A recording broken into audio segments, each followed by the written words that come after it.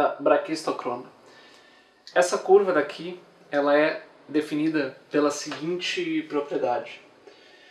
Vamos supor que a gente tem dois pontos no espaço.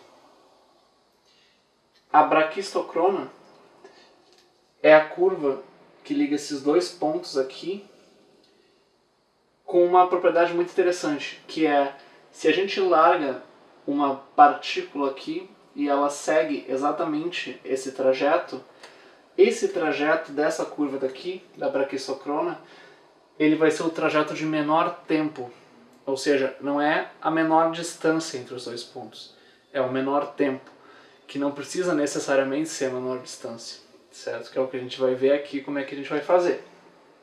Então, como é que a gente vai montar esse problema? A gente começa, primeiro, organizando os nossos eixos aqui de uma forma um pouquinho inteligente para simplificar um pouco a nossa vida. Como é que vai ser? Vai ser isso daqui. Tá? A gente vai supor que o nosso ponto inicial aqui está no ponto x igual a 0, tá? E tem a altura y igual a 0 também, certo? Não tem problema, a gente pode sempre pegar o nosso eixo e posicionar no ponto superior da curva que a gente está tratando. E a gente vai ter então o nosso outro ponto aqui, que eu vou dizer que ele está na coordenada x igual a A, e aqui vai ser, por exemplo, YA. O que a gente quer fazer é o seguinte, tá? A gente tem uma certa curva aqui. O que a gente quer descobrir é qual é o tempo entre esses dois pontos, considerando uma curva qualquer desse tipo aqui. E a gente quer minimizar esse tempo. Então vamos obter uma expressão para esse tempo daqui. Notem a primeira coisa, tá? Que a velocidade dessa partícula em qualquer ponto, ela é definida dessa forma, né? A velocidade, ela é quanto ela percorreu sobre o quanto tempo ela demorou nesse trajeto que ela percorreu. Então, ds é um elemento de caminho e o dt, ele é um tempo infinitesimal. Então, daqui, a gente consegue tirar uma expressão para dt em função de ds e em função de v, certo? Olhem só, ds, a gente sabe que ele é dado por 1 mais y ponto ao quadrado dx. Isso aqui é dividido por v. Resta agora a gente obter uma expressão para o v, certo? Mas para isso a gente pode usar um simples balanço de energia. Como é que a gente vai fazer isso? Vamos supor que essa partícula que começou andando nessa curva aqui, começou com velocidade 0, e vamos supor também que o nosso referencial é essa altura daqui. Então a energia potencial desse ponto daqui, nessa posição, é 0. Então a energia potencial inicial é 0. Mas a energia cinética inicial também é 0. E quem é a energia cinética e a energia potencial aqui, nesse ponto? Bem, a gravidade está puxando para cá, certo? Então, o que é a nossa energia potencial gravitacional, certo? É a massa vezes a gravidade vezes a altura que ele está em relação à referência. Mas como a referência está em cima, aqui, a altura que esse ponto está é menos y, certo? Então, a energia potencial dessa partícula aqui, de massa m, nesse ponto daqui, é mg vezes menos y, que é a altura em relação ao referencial. Aqui é y positivo, mas a altura em relação ao referencial, ela é menos y, certo? Então, mg vezes menos y, essa é a energia potencial. E agora, a velocidade, a energia cinética, é simplesmente 1/2 da massa vezes a velocidade que ela está nesse ponto aqui. Essa é a energia potencial mais a energia cinética no ponto final. que se conserva. A energia mecânica, a soma das duas se conserva no trajeto todo, né? Então isso é menos mgy mais 1 meio de mv ao quadrado. M e M tem nos dois caras, então a gente pode cancelar. E, bom, menos gy a gente pode passar para o outro lado, vai ficar gy, que é igual a 1 meio de v quadrado. Então a gente pode passar o 2 do v ao quadrado para cá, a gente vai obter isso aqui, e supondo que a velocidade vai ser sempre positiva, que é uma... Enfim, isso aqui é simplesmente o módulo da velocidade, né? Então isso daqui vai ser igual a raiz de 2gy. Então a gente encontrou uma expressão para a velocidade em função de y. Isso é legal porque resolve o nosso problema aqui. O que a gente obtém disso é que dt é igual a 1 mais y ponto ao quadrado dx dividido por v, que é a raiz de 2gy. Então, ainda deixando tudo na mesma raiz, isso é dado por isto daqui, dx. E esse daqui é o nosso diferencial de tempo. Mas a gente não quer o diferencial de tempo, a gente quer o tempo total. Então, para calcular o tempo total, vamos chamar de t, a gente simplesmente integra do ponto inicial até o ponto final, que é de 0 até a, do nosso diferencial, que é simplesmente 1 mais y ponto quadrado sobre 2gy dx. Submetido, né, às condições de que y em 0 tem que ser 0 e y em a tem que ser igual a ya. Então esse problema daqui é o que a gente vai tratar. E isso aqui também está na forma que a gente sabe aplicar as equações de Euler-Lagrange ou a identidade de Beltrami. Como a gente vê aqui, né, essa aqui é a nossa função, x não aparece aqui explicitamente. Então a gente pode usar a identidade de Beltrami, que vai facilitar bastante a nossa vida também. Então, vamos resolver esse problema. Essa é a nossa função f. O que a gente vai fazer agora é considerar então a identidade de Beltrami novamente, que é dada por esta relação aqui, certo? Onde c é uma constante. Então, o que acontece? A gente vai ter 1 mais y ponto ao quadrado sobre 2gy menos y ponto vezes a derivada disso aqui. Primeiro, 1 sobre raiz de 2gy é uma constante para essa derivada, porque y ponto e y são variáveis independentes para f. Então, derivando essa raiz daqui, a gente já sabe que isso vai dar y ponto sobre 1 mais y ponto ao quadrado. O que vai acontecer aqui? Bom, o nosso 1 sobre raiz de 2gy é um fator comum aqui. Então a gente vai ter o que aqui dentro? Raiz de 1 mais y ponto quadrado menos y ponto ao quadrado sobre 1 mais y ponto ao quadrado. Bom, com isso daqui, a gente pode multiplicar em cima e embaixo por esse mesmo fator aqui, que vai nos dar uma maneira de igualar os denominadores. E a gente vai chegar aqui 1 mais y ponto ao quadrado menos y ponto ao quadrado sobre raiz dessa quantidade aqui. Isso é a mesma coisa que isso, então cancela.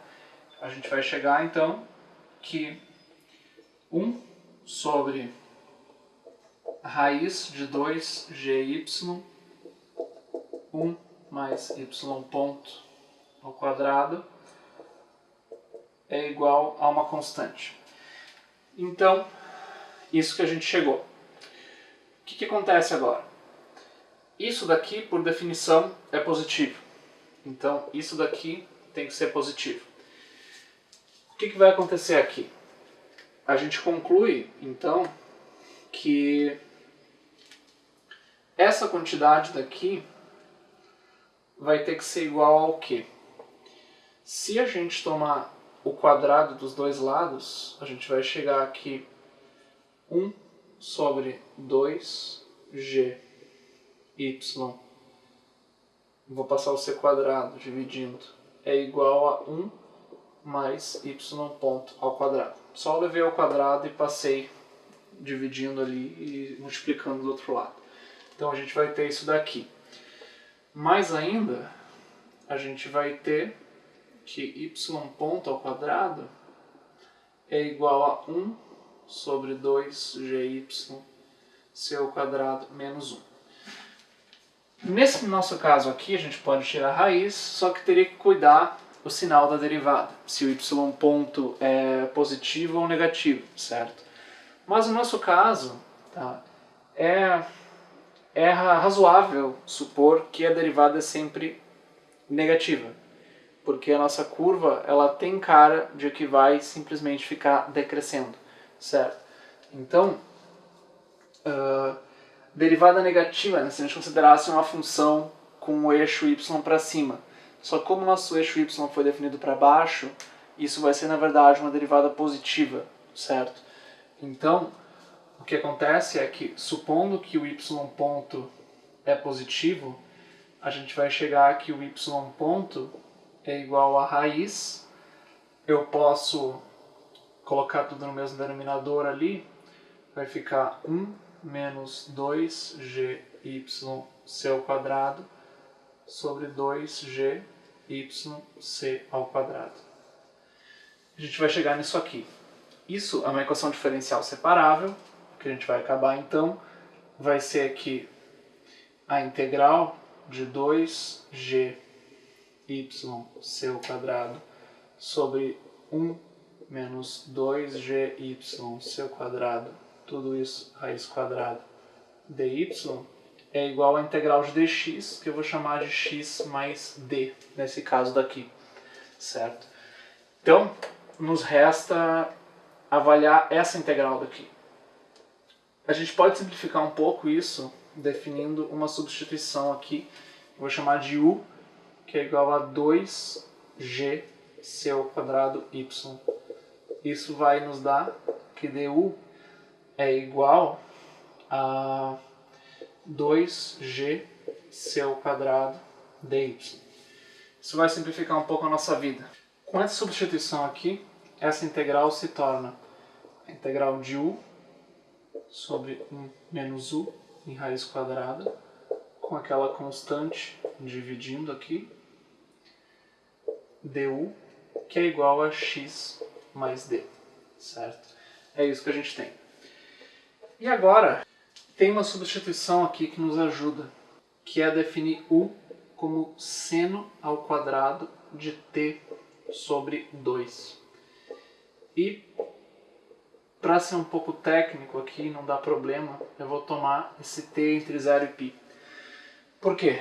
Porque isso aqui vai ser um seno ao quadrado entre 0 e π sobre 2, por causa do t sobre 2 aqui. E esse t ele vai ser um ângulo, certo?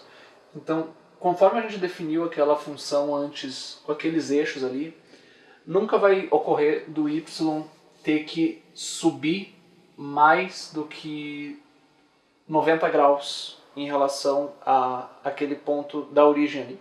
Então, quando a gente assume isso aqui, não tem problema, mas isso aqui é feito para não dar problema na hora de considerar os cossenos que vão aparecer aqui, certo? Porque o cosseno de π sobre 2 é 0 e a gente vai dividir por cosseno, então pode dar problema. Com isso aqui a gente não vai ter problema, certo? Então, com essa substituição aqui, a gente tem que o du vai ser igual a 2 seno de t sobre 2 vezes cosseno de t sobre 2 vezes 1 meio, por causa desse sobre 2 daqui. Então, esse 2 corta com isso aqui é dt. Então, isso daqui vai ficar simplesmente seno de t sobre 2 cosseno de t sobre 2 dt. O que vai acontecer agora? Com essa substituição, a gente vai ter o quê? Que 1 sobre 2gc ao quadrado dá integral de quem? U é seno ao quadrado de t sobre 2. 1 menos u é 1 menos seno ao quadrado de t sobre 2. E quem é du é igual a seno de t sobre 2 cosseno de t sobre 2 dt. Então é seno de t sobre 2 cosseno de t sobre 2 dt. 1 menos seno ao quadrado de t sobre 2 é cosseno ao quadrado de t sobre 2, porque seno ao quadrado mais cosseno ao quadrado é igual a 1. Então isso daqui vai ser o quê? Isso é cosseno ao quadrado, então é seno ao quadrado de t sobre 2 sobre cosseno ao quadrado de t sobre 2 vezes seno de t sobre 2 cosseno de t sobre 2 dt. Isso aqui está ao quadrado, mas os dois são positivos pela nossa hipótese que a gente fez aqui. Então, quando a gente tirar isso da raiz quadrada, vai ficar seno sobre cosseno. O cosseno daqui vai cancelar com o cosseno daqui. Então, isso daqui sai fora. Vai ficar seno vezes seno. Então, essa integral daqui é 1 sobre 2gc ao quadrado de seno ao quadrado de t sobre 2 dt. Essa integral é tranquila, porque a gente pode lembrar daquela identidade trigonométrica, né?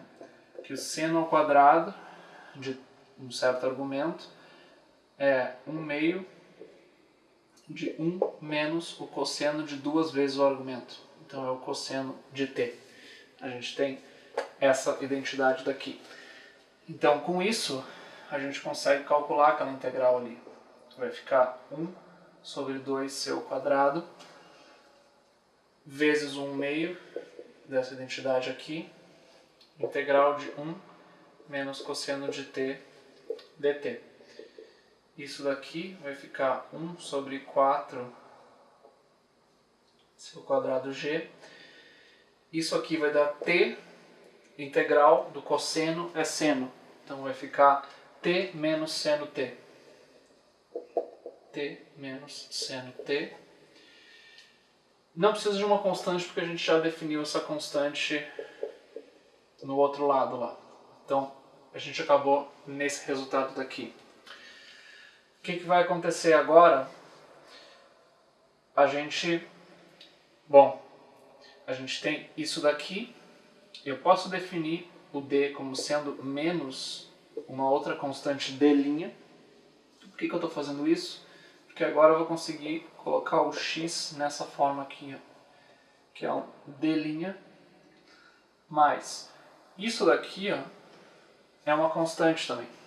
Então a gente pode escrever isso aqui como uma constante c'. Então isso daqui vai ficar o quê? D' mais 1 sobre c' de t menos o seno de t. Então isso a gente obteve para x. Mas olhem só, u era igual a seno ao quadrado de t sobre 2.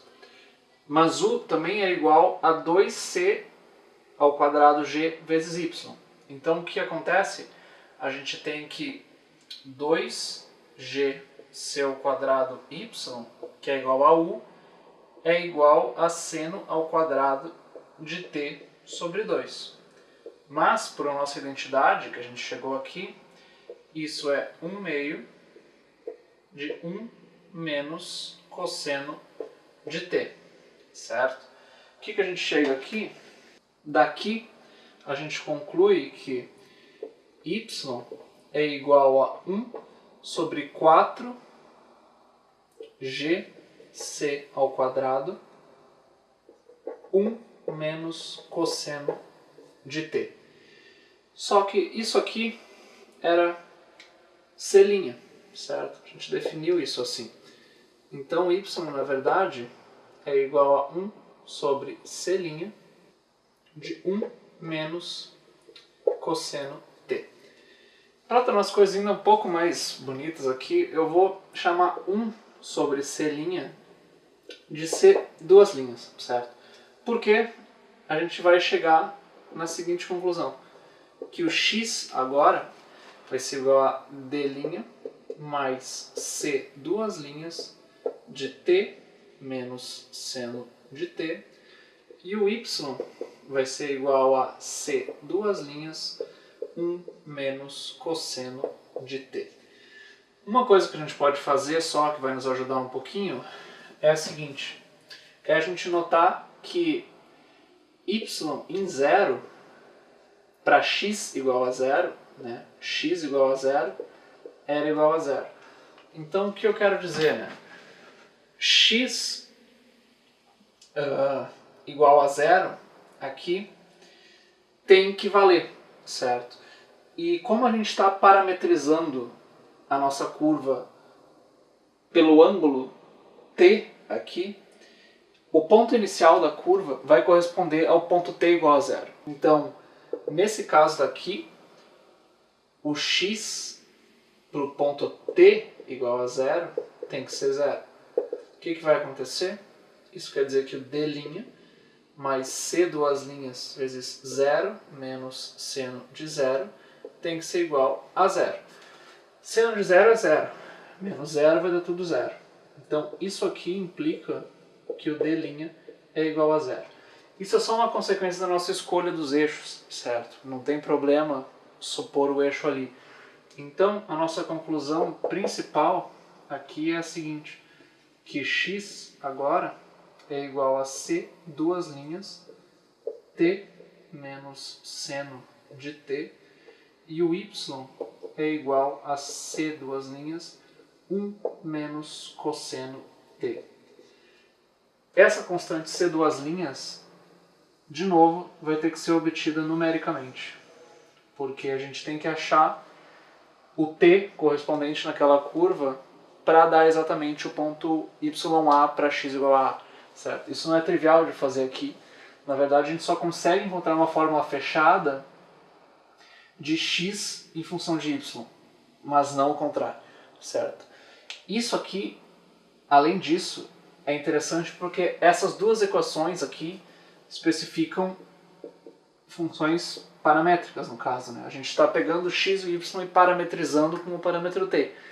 E essa curva aqui, definida no plano, é precisamente a curva do que a gente chama de cicloide. E essa curva daqui, parametrizada por x e y, ou seja, a gente tem esse plano aqui, a gente definiu ele assim, né? O x e o y aqui. Essa curva entre dois pontos aqui, que ela tem essa cara daqui, cada ponto x e y daqui é parametrizado pelo parâmetro t, certo? Essa curva daqui é o que a gente chama de um cicloide.